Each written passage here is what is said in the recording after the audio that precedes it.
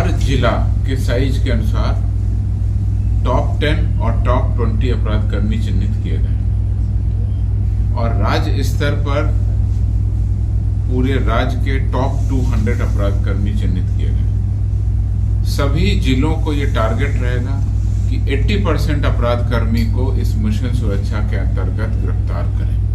उसी तरह से टॉप 200 अपराध कर्मी जो राज्य के अंतर्राज्यीय अपराध कर्मी हैं, बड़े अपराध कर्मी हैं, उसमें 80% का टारगेट STF को दिया गया है।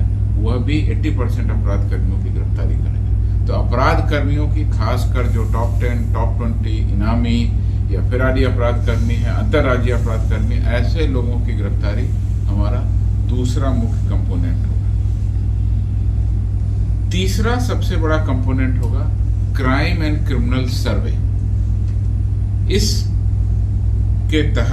योजना के तहत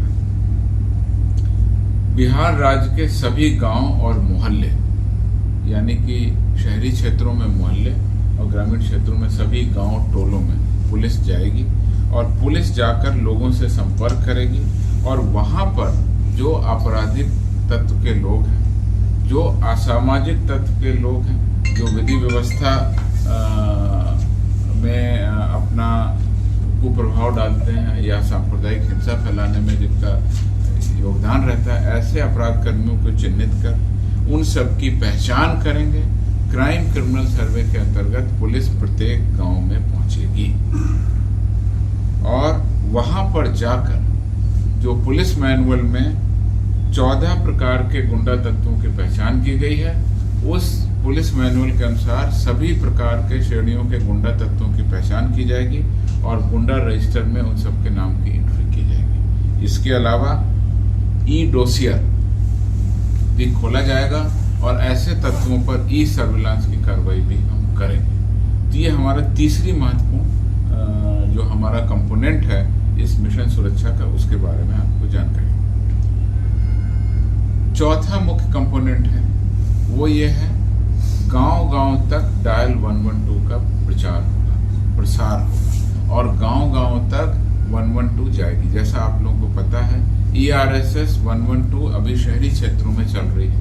सभी जिला मुख्यालयों के शहरी क्षेत्रों में ये कार्यरत है। पटना में पूरे जिले में ये कार्यरत है। लेकिन अब फेज 2 के तहत हम डायल 112 का जो पूरा एक्सपेंशन है, पूरा जो उसका नई कार्य योजना के तहत प्रत्येक गांव के लिए हम लोग योजना बना रहे हैं और इसमें हम लोग का टारगेट रहेगा कि 20 मिनट, हमारा जो लक्ष्य है कि 20 मिनट में गांव-गांव में भी डायल 112 की सेवा पहुंचे। सभी प्रकार की आपातकालीन मदद के लिए ERSS 112 बहुत तेजी से और बहुत लाभकारी तरीके से बिहार के नागरिकों की सेवा कर रही है। बिहार पुलिस की ओर से हम इसका विस्तार फेज 2 के तहत वर्ष 2024 में मिशन सुरक्षा के तहत इसको लॉन्च करेंगे और बहुत जल्द ही इसको गांव-गांव तक पहुंचा देंगे। ये चौथा कंपोनेंट है। पांचवा कंपोनेंट जो हमारे मिशन सुरक्षा का होगा वो ये होगा कि पब्लिक प्लेस जो है, जहां पर अपराध घटित होते हैं, वहां पर CCTV का कवरेज बढ़ाना। CCTV का कवरेज स्मार्ट सिटी के जो मिशन है उसके तहत भी होगा और इसके अलावा जो अन्य सरकारी योजनाओं के तहत CCTV लगते हैं शहरी क्षेत्रों में या ग्रामीण के ऐसे क्षेत्रों में जहां पर CCTV कवरेज की आवश्यकता पड़ती है, तो उनको भी हम लोग लागू करेंगे। जो व्यावसायिक प्रतिष्ठान हैं, व्यापारी हैं, दुकानदार हैं, अगर वो CCTV लगवा रहे हैं तो उनसे भी अनुरोध के आधार पर और पुलिस के सहयोग के आधार पर उन दुकानों के सामने भी CCTV इस तरह से लगाया जाएगा कि किसी भी प्रकार का अपराध हो तो उसकी फोटो उसमें कैप्चर हो सके।